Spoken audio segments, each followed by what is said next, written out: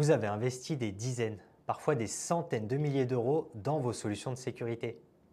Et pourtant aujourd'hui, une question reste difficile à traiter simplement. Qui utilise quelle IA? Pourquoi faire? Avec quelles données? Et avec quel niveau de risque? Et si vous avez le sentiment que vos outils actuels ne vous donnent pas une vision complète de ces usages, c'est normal, parce qu'ils n'ont tout simplement pas été conçus pour ça.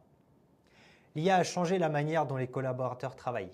Ils copient, résument, analysent, traduisent, automatisent, parfois avec des données sensibles, parfois sans même mesurer les conséquences. Je m'appelle Tom Le Guern et dans cette série de 4 vidéos, nous allons voir comment Checkpoint aide les entreprises à reprendre la maîtrise de l'IA, mais sans freiner l'innovation. Nous parlerons de 3 grands sujets: les utilisateurs, la sécurisation des agents IA et des applications, et, pour finir, du red teaming. Dans ce premier épisode, on va se concentrer sur un cas très concret: les interactions de vos collaborateurs avec les IA grand public comme ChatGPT, Claude, Gemini ou Mistral. L'objectif n'est pas de bloquer l'IA, c'est de savoir ce qui se passe, la maîtriser et la contrôler. Bienvenue dans ce premier épisode consacré à Checkpoint Workforce AI et on bascule directement sur l'interface. On se retrouve sur le portail Checkpoint dans la section Workforce AI. Au niveau du dashboard et en un coup d'œil, on retrouve les applications de LLM les plus utilisées par vos utilisateurs. Grâce à notre moteur de DLP, vous verrez le nombre de données sensibles qu'on a détectées, ainsi que le cas d'usage dans lequel se déroule l'IA. Tout en bas, une heatmap permettant de classer les modèles en fonction de leur taux d'utilisation et de leur niveau de risque.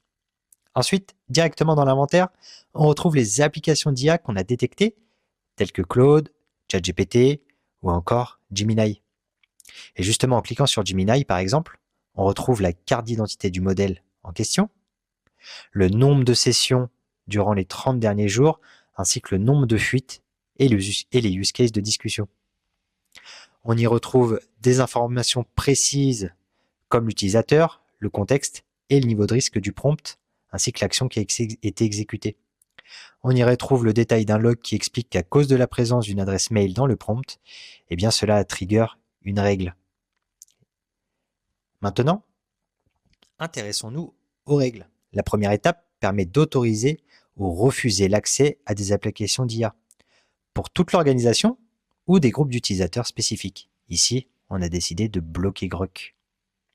Une fois qu'on a décidé quelle IA était accessible, c'est là que la magie opère, puisque nous allons pouvoir contrôler ce qui est envoyé dans les prompts. Par exemple ici, on a décidé de bloquer pour toute l'organisation l'envoi d'adresses mail dans les prompts pour l'application Gemini. Bien sûr, on a également la possibilité d'y appliquer d'autres contrôles de données, tels que des IBAN ou des données à caractère personnel, mais on a aussi la possibilité de customiser la détection en fonction de vos mots-clés ou de vos regex. Vous l'avez vu, l'objectif n'est pas de bloquer l'IA.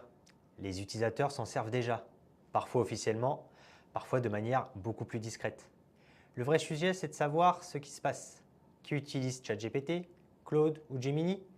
Quelles données sont partagées? Dans quel contexte? Est-ce qu'il y a un risque de fuite? Dans le prochain épisode, on s'intéressera aux agents IA déployés sur les postes de travail. À très vite.